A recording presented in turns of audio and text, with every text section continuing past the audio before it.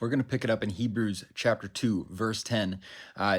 Just prior to this passage that we're going to read here in a moment, we learned that Jesus is the one who has been crowned with glory and honor, actually because of his suffering and his death. All right, the concept that he tastes death for everybody.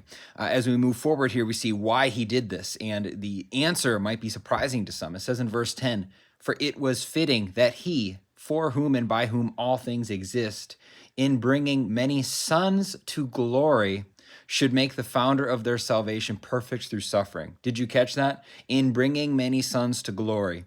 Yes, Jesus is the one who is crowned with glory and honor, but in his act of going to the cross and rising from the dead and ascending to the right hand of the Father in heaven, he is actually now bringing many sons and many daughters, i.e. believers, into glory, which is us. And that is a fulfillment of Psalm 8, which was quoted just a few verses prior here in Hebrews chapter 2, with the idea being humanity was always supposed to rule the world on God's behalf, right? That word glory is very much filled with ideas of ruling. And Jesus is the one who became the perfect human and ruled and showed us how a human is actually supposed to rule. And now we actually get to share in some sense, right?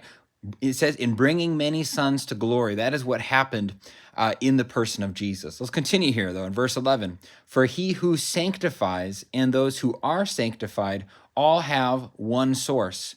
That is why he is not ashamed to call them brothers." Did you catch that? We as believers are actually called brothers of Jesus. We belong in the same family.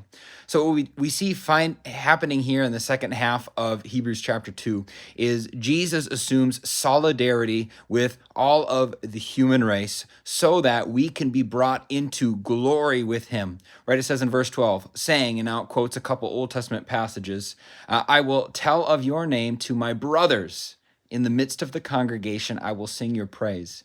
We are actually called in this instance brothers of Jesus, which is quite interesting. Verse 13, "And again, I will put my trust in him. And again, behold, I and the children God has given me." Therefore, Jesus is bringing and establishing an entire family around himself, right? It all surrounds and centers on the person of Jesus, with the point being that we are being brought into glory with him, and we are supposed to rule and reign with Christ. This is so cool.